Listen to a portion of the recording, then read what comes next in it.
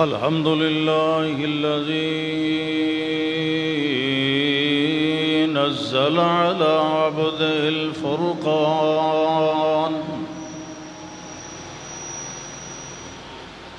وأرسل إلينا رسولا فصيح البيان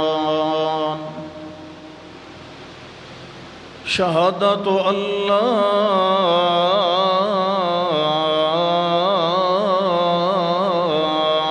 إله إلا الله وحده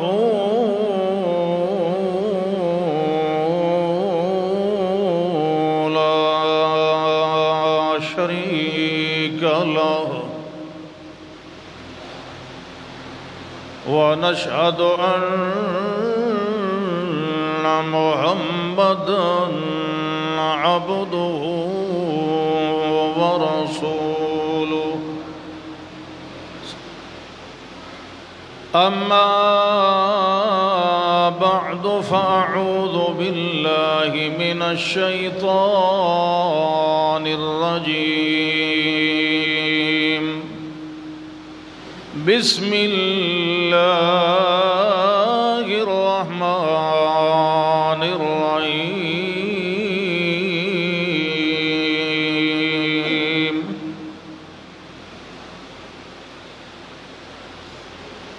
وقالوا يا أيها الذي نزل عليه الذكر إنك لمجنون اللهم صل على محمد وعلى آل محمد كما صليت على إبراهيم وعلى آل إبراهيم إنك حميد مجيد اللهم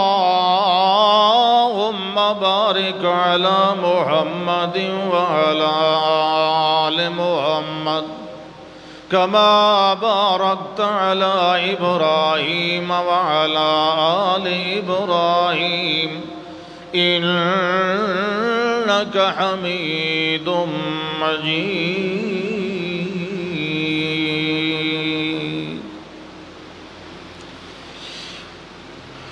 اللہ ذوالجلال والاکرام نے بالعموم جتنے بھی انبیاء اور رسول مبعوث فرمائے بالخصوص محمد الرسول اللہ صلی اللہ علیہ وسلم اللہ نے اپنے ان پاک باز بندوں کو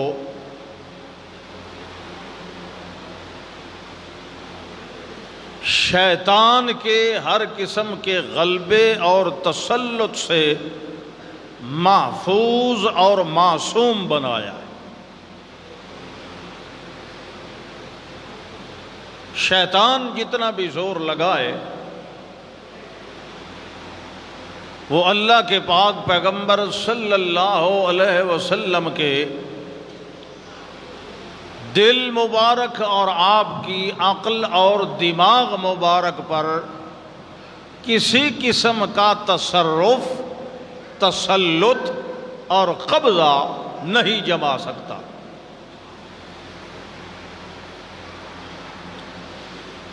اس لیے کہ اللہ نے جس طرح اپنی کتاب قرآن مقدس کو ہر قسم کے شیطانی دخل، شیطانی تصرف، شیطانی تسلط، شیطانی قبضے سے محفوظ اور معصوم بنایا ہے، بالکل اسی طرح اللہ نے جس دل اور دماغ پر اس قرآن کو نازل کیا ہے اس دل اور دماغ کو بھی معصوم بنایا۔ یعنی جس طرح وحی الہی، اللہ کی وحی شیطانی تصرفات سے مبرہ، منزہ، مقدس اور پاک ہے، اسی طرح محبت وحی الہی، محبت جہاں اترتی ہے وہی اس کو محبت کہتے ہیں، تو وہ اتری آپ کے دل و دماغ پر، فَإِنَّهُ نَزَّلَهُ عَلَىٰ قَلْبِكَ بِإِذْنِ اللَّهِ۔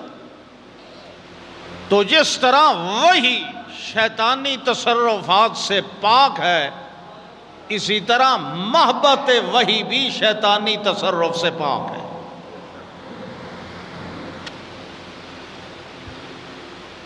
اور اس حقیقت کی گواہی اللہ نے قرآن میں بھی دی ہے، پیغمبر کریم صلی اللہ علیہ وسلم کے ارشادات اور فرامین سے بھی ملتی ہے۔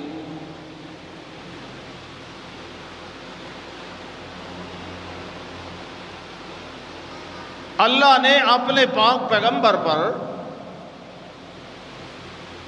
انعامات بھی فرمائے، اپنے پاک پیغمبر پر پیغامات بھی نازل فرمائے، اور انعام اور پیغام کے ساتھ ساتھ جن لوگوں نے نبی پر نازل شدہ انعام اور پیغام کا انکار کیا، اس کا انجام بھی اللہ نے قرآن میں بتا دیا۔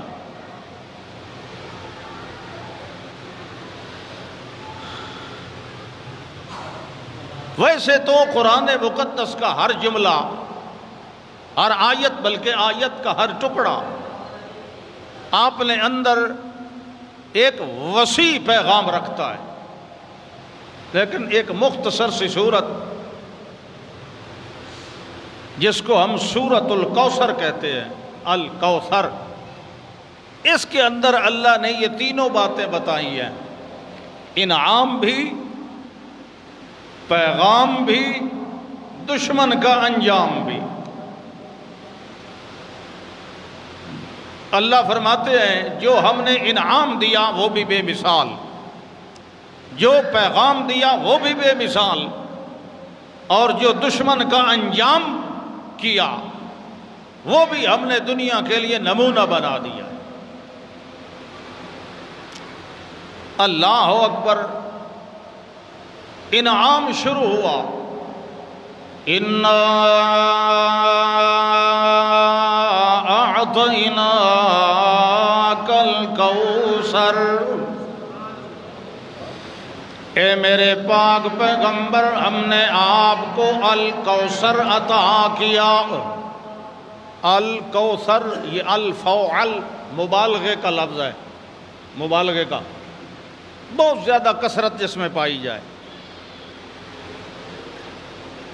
بہت زیادہ دیا، یہ نہیں نام لیا کیا چیز زیادہ دی، بس یوں ہی مطلقاً اجمالاً فرما دیا ہم نے تمہیں بہت زیادہ دیا، کسی ایک چیز کا نام نہیں لیا، کیونکہ اللہ نے اپنے پاک پیغمبر کو جو کچھ بھی دیا ہے بہت زیادہ دیا ہے۔ کوئی ایک شے ہوتی تو اللہ نام لیتا، اللہ نے یوں نہیں فرمایا ہم نے آپ کو علم زیادہ دیا، ہم نے آپ کو عمل زیادہ دیا، ہم نے آپ کو امت زیادہ دی، ہم نے آپ کو حسن و جمال زیادہ دیا، ہم نے آپ کو بخت و اقبال زیادہ دیا، ہم نے آپ کو نظر و بصر و فکر زیادہ دیا، ہم نے آپ کو معراج و مزاج شرع زیادہ دیا۔ نہیں، اللہ فرماتے ہیں اِنَّا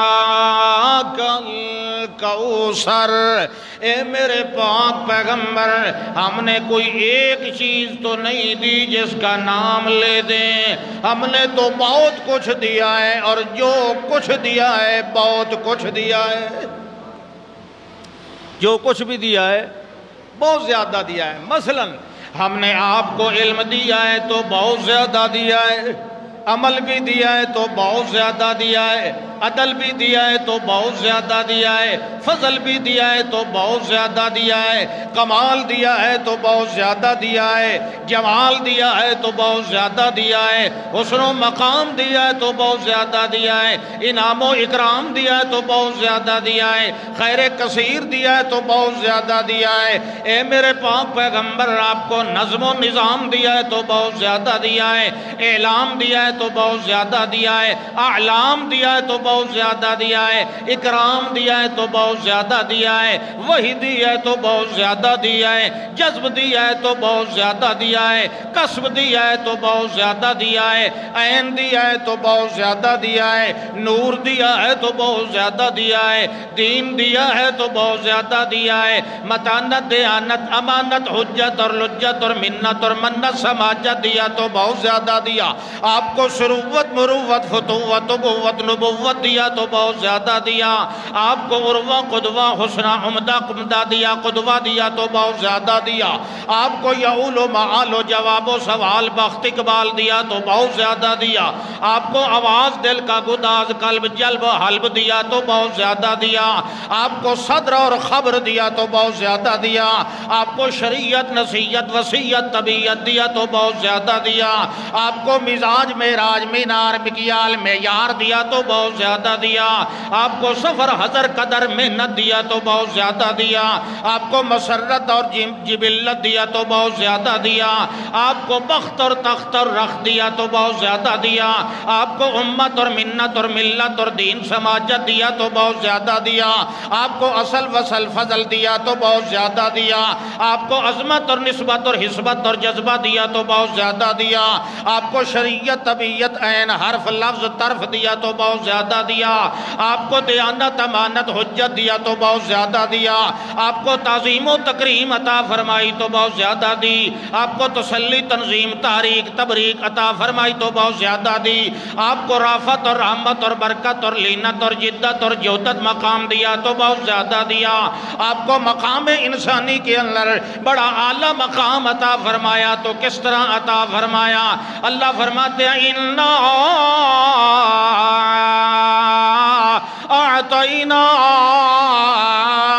اعطیناک الکوثر۔ نعرہ تکبیر، شان مصطفیٰ، شان صحابہ۔ اللہ فرماتے ہیں یہ بھی الکوثر دیا، اور یہ دنیا کے اندر جو کوثر ہے، دنیا کے اندر جو رحمت کا دریا بہا دیا ہم نے، وہ تو الکوثر کا مصداق یہ قرآن بن گیا ہے۔ اللہ کہتے ہیں وَلَقَدْ آتَيْنَاكَ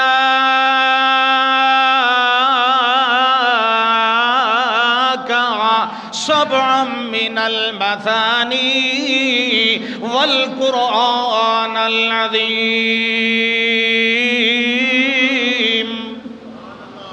اللہ فرماتے ہیں وَلَقَدْ آتَيْنَاكَ، اے میرے پاک پیغمبر، اس سارے انعامات اور اکرامات کے ساتھ ساتھ وَلَقَدْ آتَيْنَاكَ سَبْعًا مِّنَ الْمَثَانِي، ہم نے آپ کو 7 چیزیں دی ہیں، بار بار دہرائی جانے والی۔ علماء امت میں سے بعض نے کہا یہ 7 آیات سورۃ فاتحہ والی مراد ہیں، کیونکہ یہ ایسی سورت ہے جو اس سے پہلے کسی آسمانی کتاب میں اس جیسی سورت اللہ نے نازل نہیں فرمائی۔ ایک صحابی بیان کرتے ہیں ایک مرتبہ ہم سب اللہ کے پاک پیغمبر صلی اللہ علیہ وسلم کی خدمت عالیہ کے اندر بیٹھے ہوئے تھے کہ زوردار آواز سنائی دی۔ اللہ کے پاک پیغمبر صلی اللہ علیہ وسلم نے پوچھا کیا تم جانتے ہو یہ آواز کس چیز کی ہے؟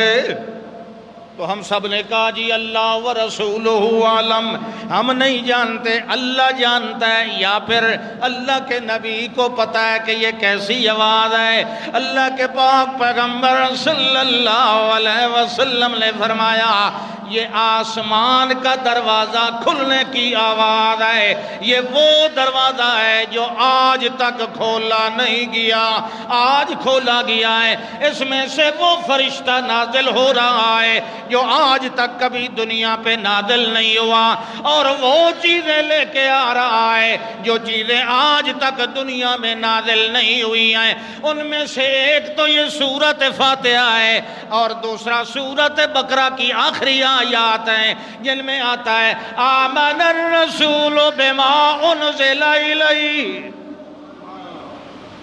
آمن الرسول بما، وہی کی بات ہے وہاں بھی۔ ایک تو سورۃ فاتحہ اور بقرہ کی آخری آیات، آپ نے فرمایا یہ ایسے دو نور ہیں جو مجھ سے پہلے کسی کو نہیں دیے گئے، یہ پڑھا کریں، سونے سے پہلے بھی پڑھ کے سویا کریں، دن کو بھی پڑھ لیا کریں فجر کی نماز کے بعد۔ آمن الرسول بما انزل الیہ من ربہ والمؤمنون کل آمن باللہ وملائکتہ وکتبہ چلو سارے اب پڑھنے کی ضرورت نہیں ہے، میں نے آپ کو بتایا کہ یہاں سے شروع ہوتا ہے۔ تو فرمایا وَلَقَدْ آتَيْنَاكَ سَبْعًا مِّنَ الْمَثَانِي وَالْقُرْآنَ الْعَظِيمَ۔ اللہ فرماتے ہیں اے میرے پاک پیغمبر، وَلَقَدْ، ہم قسم اٹھا کے کہہ رہے ہیں، ہم نے آپ کو 7 چیزیں بار بار دہرائی جانے والی عطا فرمائی۔ تو بعض علماء نے کہا اس سے سبع من المثانی سے فاتحہ مراد ہے، اور بعض نے کہا اس سے پورا قرآن مراد ہے جس کی 7 منزلیں ہیں۔ جس کی کتنی منزلیں ہیں؟ 7 ہیں، تو اس سے پورا قرآن۔ تو والقرآن العظیم میں واو تفسیر کی ہوگی، تو معنی یہ ہوگا وَلَقَدْ آتَيْنَاكَ سَبْعًا مِّنَ الْمَثَانِي، اے میرے پاک پیغمبر جی ہم نے آپ کو 7 دہرائی جانے والی چیزیں یعنی قرآن عظیم عطا فرمایا ہے۔ یہ ایسی بے باہ دولت ہے، یہ ایسا گنج بے بہا ہے، یہ ایسا خزینہ انمول ہے میرے پاک پیغمبر، جس کے ہوتے ہوئے آپ کو دنیا کی اور کسی شے کی ضرورت باقی نہیں رہی ہے۔ لہذا ہم آپ سے کہہ رہے ہیں لا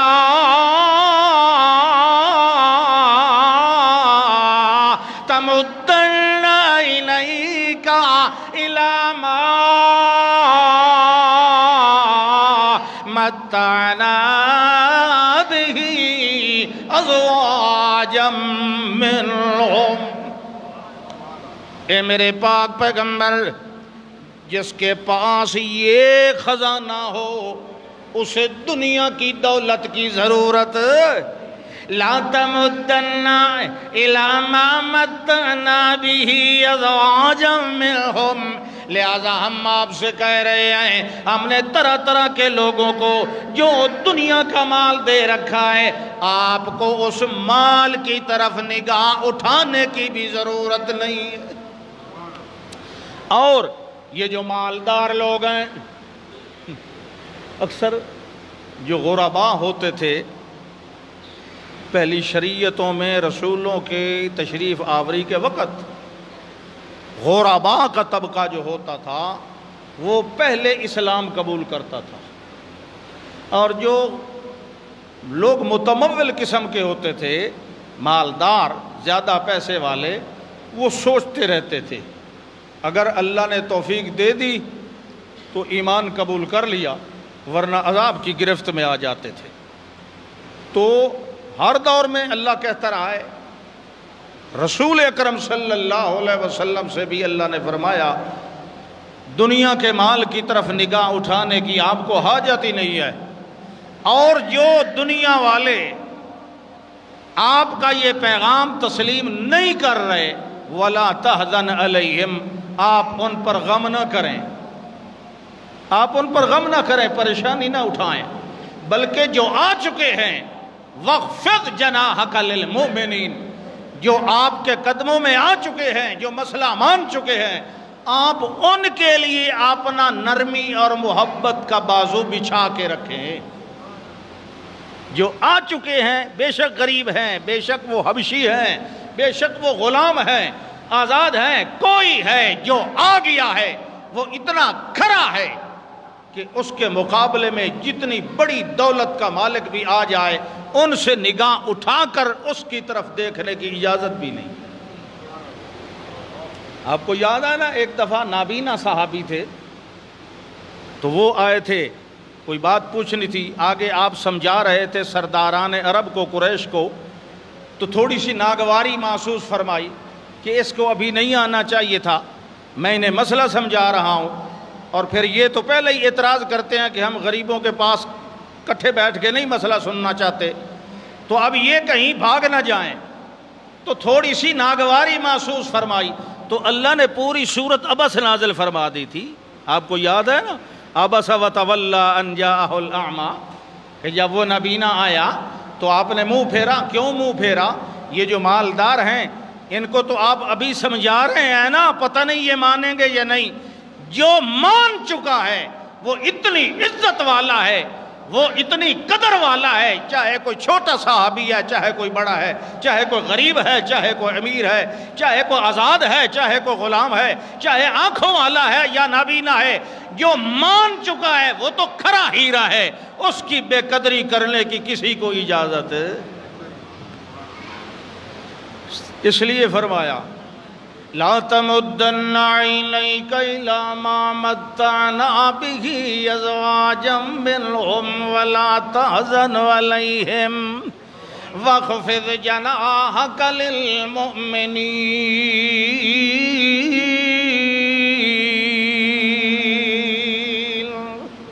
اے میرے پاک پیغمبر صلی اللہ علیہ وسلم، ہم نے آپ کو بھی بے عیب بنایا، آپ پر نازل ہونے والی وحی کو بھی بے عیب بنایا ہے. لہذا جو آپ کے اس وحی کے پیغام کو سن کر آپ پر جو اعتراضات کر رہے ہیں، کوئی کیا کہہ رہا ہے، قالو یا ایھا الذی نزل علیہ الذکر. کوئی تو اللہ کے پاک پیغمبر سے یوں اعتراض کرتا تھا، کہتا تھا اے وہ جس پر ذکر نازل ہوتا رہتا ہے. یہ وہ طنز کے طور پہ کہتے تھے، مان کر نہیں. وہ کہتے تھے تو کہتا ہے نا مجھ پر نصیحت نازل ہوتی ہے، ذکر نازل ہوتا ہے، وہی نازل ہوتا، تو سن ہم تجھے اور تیرے ذکر کو کیا سمجھتے ہیں. یہ کہتے تھے معاندین، مخالفین. سورۃ الحجر کے اندر اللہ نے ان کا یہ مقولہ نقل کیا، قالوا یا ایھا الذی نزل علیہ الذکر. اے وہ جس پر ذکر نازل کیا گیا ہے، ہماری نگاہوں میں ہم سے پوچھ، انک لمجنون.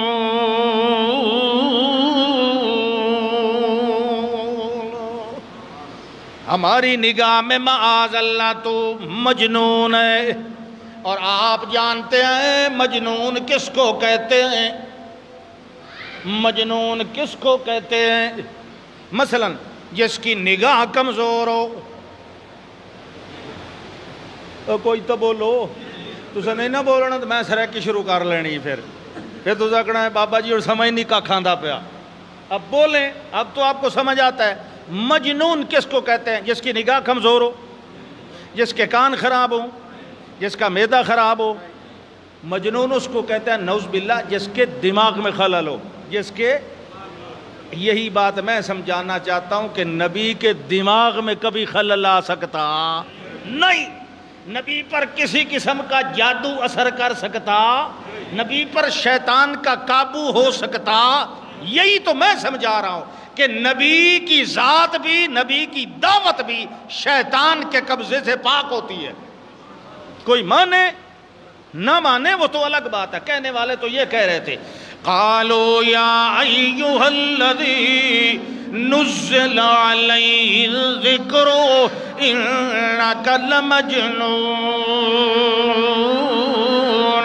کہنے لگے ہماری نگاہ میں معاذ اللہ تو مجنون ہے۔ اتنا بڑا الزام، اتنا بڑا بہتان نبی پر لگایا جائے اور اللہ خاموش رہے، یہ ہو سکتا نہیں۔ ابھی قرآن نازل ہو رہا ہے، قرآن نازل ہونے کے بعد، وحی کا سلسلہ رک جانے کے بعد پھر کوئی الزام لگائے، پھر تو خیر وہی نہیں نازل ہونی، پھر تو ایماندار جواب دیں گے۔ لیکن جس زمانے میں قرآن نازل ہو رہا تھا، اس زمانے میں اگر کوئی الزام لگائے، اس کا جواب تو کہاں سے آتا ہے؟ بولیے۔ ہاں، سب سے بڑا دفاع کرنے والا تو اللہ ہے۔ اب پوری سورت نازل فرمائی، پوری سورت، یہ نبی کا مقام ہے، یہ کوئی معمولی چیز تو بات تو ہے نہیں۔ اللہ نے کیا فرمایا ہے؟ نون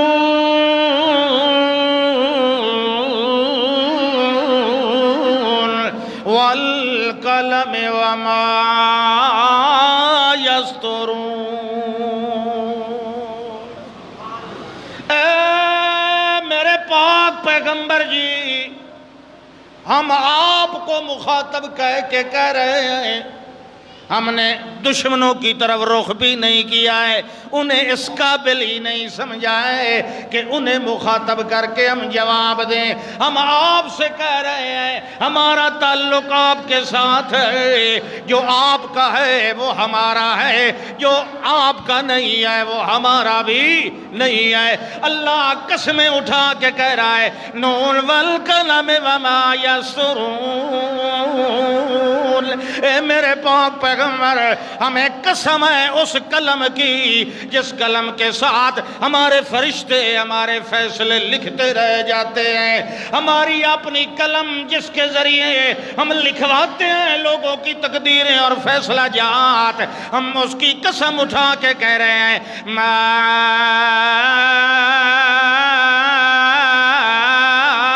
انت بنعمت ربک بمجنون۔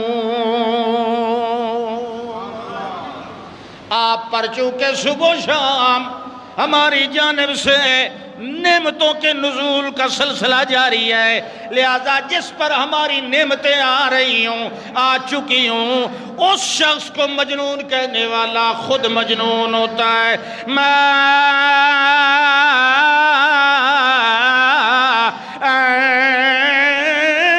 بنعمت ربک بمجنون۔ آپ ہمارے بفضل اللہ بنعمت اللہ، اے میرے پاک پیغمبر جی، آپ قطعاً مجنون نہیں ہیں، آپ کے دل و دماغ مبارک پر کوئی غبار نہیں ہے، آپ کے دل و دماغ مبارک پر کسی قسم کا کوئی شیطانی تصرف نہیں ہے، کسی کے کفری یا شرکی یا جادو کا قطعاً کوئی اثر نہیں ہے۔ آپ کا دل و دماغ ہم نے اعلیٰ انور منور مطہر مظفر میاں مزکہ مصفہ مجلہ معلیٰ اور اعلیٰ اور اطہر بنایا ہے۔ آپ کا دل بھی صاف پاک ہے، آپ کا دماغ مبارک بھی مزکہ اور پاک۔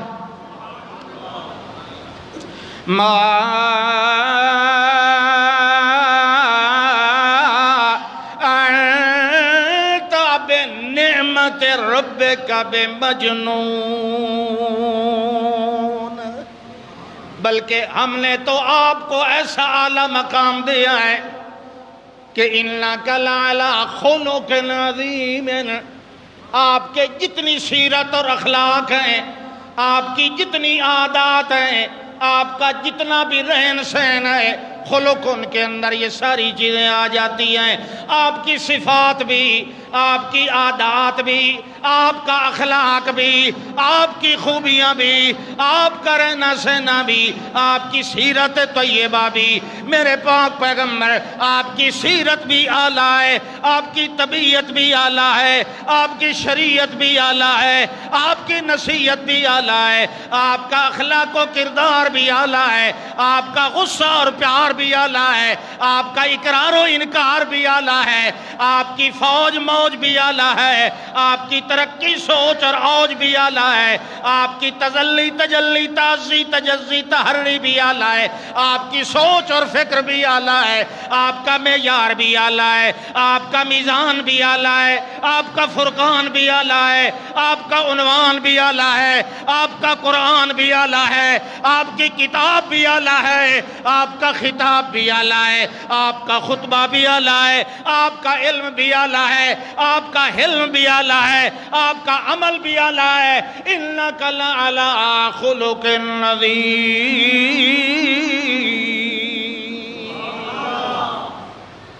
فرمایا اِنَّا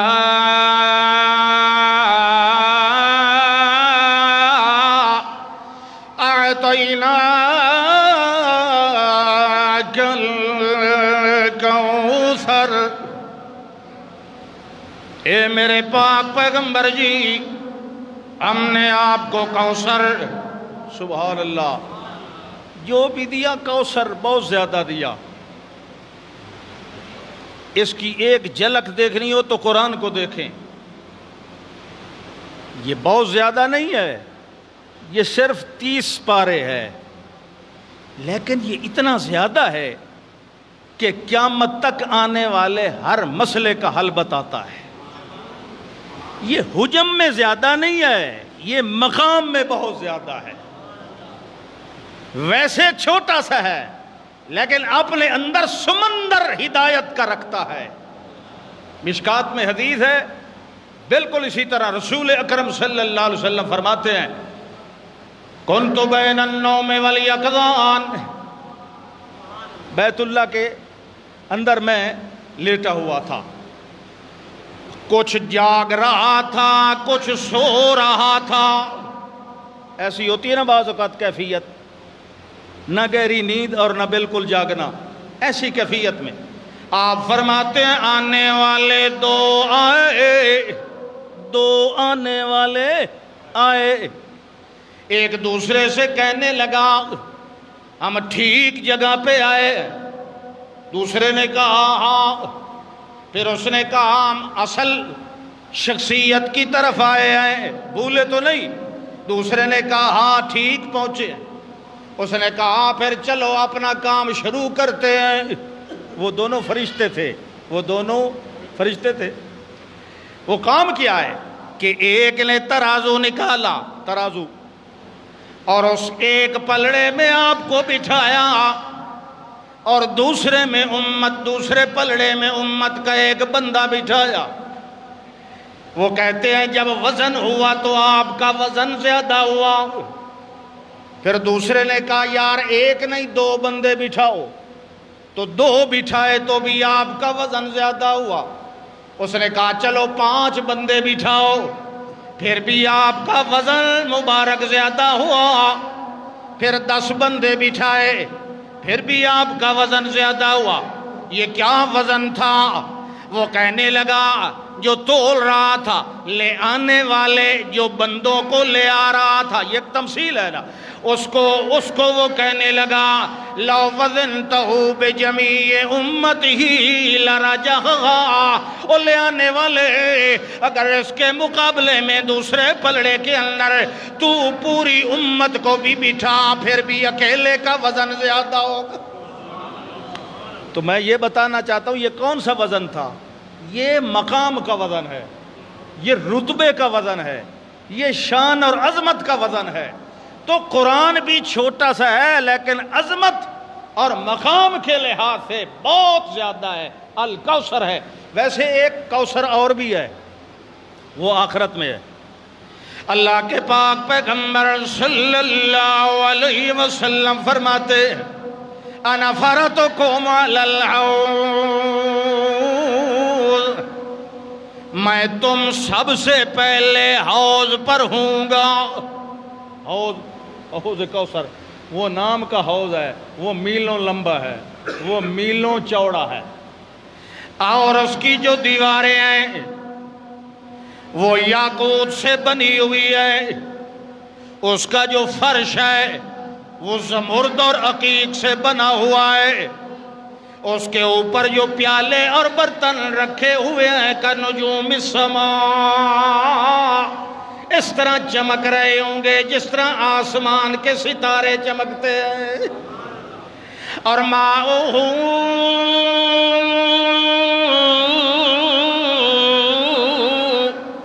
اغلی من العسل وابید من الورق. آپ صلی اللہ علیہ وسلم نے فرمایا وہ جو کوثر والا حوض ہونا ہے اس کا پانی شہد سے زیادہ میٹھا ہوگا اور چاندی سے زیادہ سفید ہوگا. یشخب فیہ میزابان من الجنہ، اور وہ کبھی خشک ہونے والا نہیں ہے کیونکہ اس کے اندر جنت الفردوس میں سے 2 پرنالے پانی کے لگے ہوئے ہیں جو مسلسل گر رہے ہیں. میں شرب منہ، جس بندے نے ایک بار اس حوض کوثر سے میرے دست مبارک سے ایک پیالہ پانی پی لیا، لم یظمأ بعدہ ابدا، وہ پانی پینے کے بعد پھر کبھی اسے پیاس نہیں لگے گی. کبھی اسے پیاس، جب پیاس نہیں لگے گی تو جنت میں کیا پیے گا؟ جنت میں تو شرابن طہورا، کافور زنجبیل کے چشمے، مختلف پھلوں کے جوس، وہ کس لیے رکھے ہیں؟ کیوں بھائی؟ ارادہ ہے نا پینے کا، ایسے تو کریں نا. سبحان اللہ. لم یظمأ بعدہ ابدا، فرمایا جس نے ایک بار پی لیا ابداً، کبھی بھی ابد الآباد تک، کیونکہ موت تو آئے گی نہیں. موت تو قیامت کے بعد موت، نہ جہنم والوں کو موت آئے گی نہ جنت والوں کو آئے گی، دونوں ہی طبقے ہمیشہ رہیں گے. فرمایا جس نے حوض کوثر سے ایک بار پی لیا میرے ہاتھ مبارک سے، لم یظمأ بعدہ ابدا، پھر وہ کبھی بھی پیاس محسوس نہیں کرے گا. تو اب وہ جو جنت میں ساری چیزیں رکھی ہوئی ہیں وہ اللہ فرما رہے ہیں اس میں ہوگا تمہارے لیے دودھ بھی خالص تمہارے لیے رکھا ہوا ہے، شہد بھی مصفہ صاف کر کے رکھا ہوا ہے، اور مختلف پھلوں کے جوس اور زنجبیل اور کافور کے چشمے وہ بھی تمہارے لیے رکھے ہوئے ہیں، اور شرابن طہورا، اس کے بھی جام پہ جام لٹانے ہیں وہ بھی تمہارے لیے رکھے ہوئے ہیں. اے اللہ، جب پیاس نہیں لگے گی تو کوئی کیوں پیے گا؟ اللہ نے قرآن میں فرمایا کہ وہ پینے کے لیے پیاس کی ضرورت نہیں ہوگی. لذت للشاربین،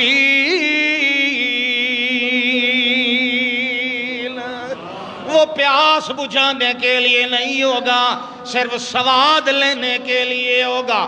میں نے یہ ذائقہ آج چکھنا ہے، یہ ٹیسٹ لینا ہے، یہ سواد لینا ہے، آج خالص دودھ پینا ہے، آج شہد پینا ہے، آج میاں شراب پینا ہے، یہ صرف لذت کے لیے ہوگا، پیاس بجھانے کے لیے نہیں ہوگا. نرا سواد ہی سواد ہوگا، نرا ٹیسٹ ہی ٹیسٹ ہوگا، نرے ذائقے ہی ذائقے ہوں گے. دانیتن علیہم ظلالہا وَذُلِّلَتْ قُطُوفُهَا تَذْلِيلًا.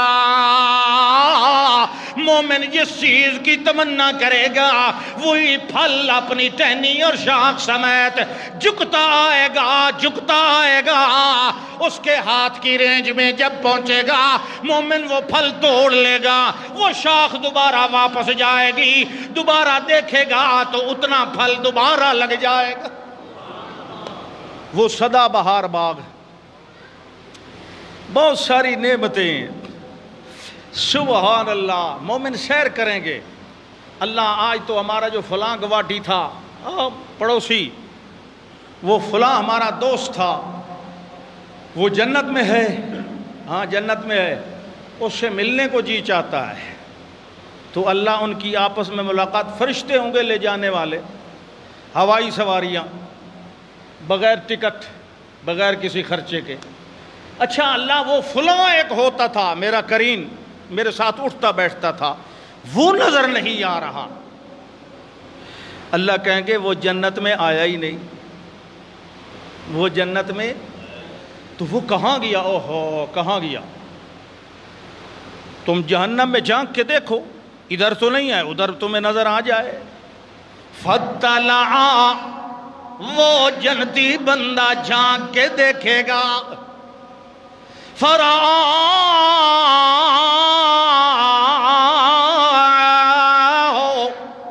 فِي سَوَاءِ الْجَحِيمِ، وہ نظر آئے گا تو جہنم کے درمیان پڑا ہوگا. اس سے وہ پوچھے گا یار دنیا میں ہم اکٹھے رہتے تھے، پھر تیرے ساتھ کیا بنا؟ میں تجھے کہا کرتا تھا آخرت کو مان، نبی کی باتیں مان، قرآن کو تسلیم کر، یہ سچی کلام ہے، یہ سچی کتاب ہے. وہ کہے گا یار مجھے میرے فلاں دوست نے بھٹکا دیا، لقد اضلنی عن الذکر، مجھے قرآن سے اس نے بھٹکایا. اذ جاءنی، جبکہ وہ قرآن میرے پاس آ بھی گیا تھا، پھر بھی میں نے قرآن کی بات نہیں مانی. میں قصے کہانیوں پہ لگا رہ گیا، میں حکایات میں دلچسپی لیتا رہ گیا، میں لوگوں کی باتیں گھڑی گھڑائی سنتا رہ گیا، مگر اللہ کی کتاب کو نہ کبھی کھول کے دیکھا، نہ سنا، نہ سمجھا، نہ پڑھا، نہ عمل کیا، نہ عقیدہ بنایا. وَكَانَ الشَّيْطَانُ لِلْإِنسَانِ خَذُولًا، شیطان نے مجھے رسوا کیا، شیطان نے برباد کیا.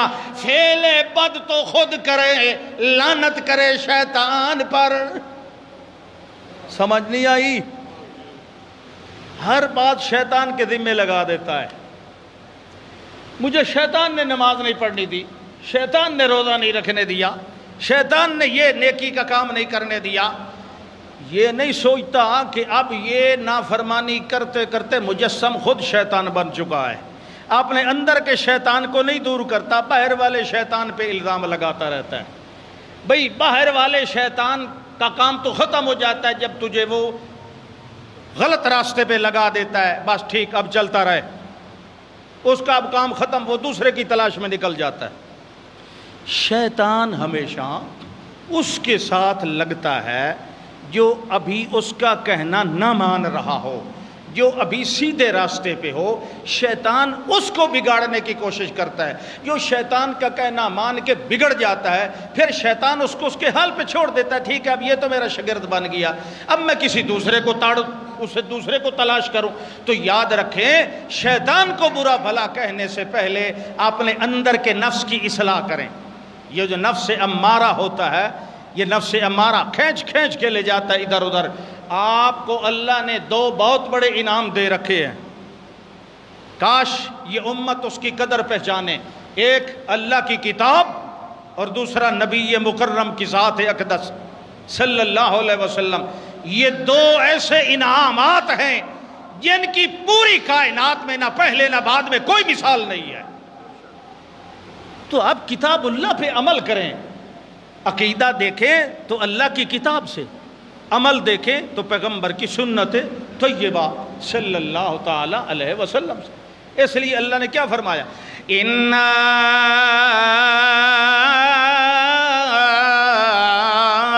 أَعْطَيْنَاكَ الْكَوْثَرَ، اے میرے عالی شان پیغمبر ہم نے آپ کو کوثر عطا فرمایا ہے. فَصَلِّ لِرَبِّكَ وَانْحَرْ، لہذا میرے پاک پیغمبر جی اب شکرانہ یوں ادا ہوگا.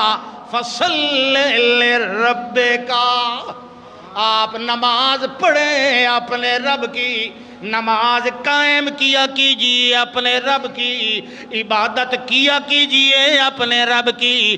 فصل لربک، ہاتھ باندھیں تو لربک، قیام کریں تو بھی لربک، رکوع کریں تو لربک، قومہ کریں تو لربک، سجدہ کریں تو لربک، تشہد پڑھیں تو لربک، نماز پڑھیں تو لربک۔ لہذا میرے پاک پیغمبر ہمارے انعام بڑھتے جا رہے ہیں، آپ کی عبادت بڑھتی جا رہی۔ سبحان اللہ۔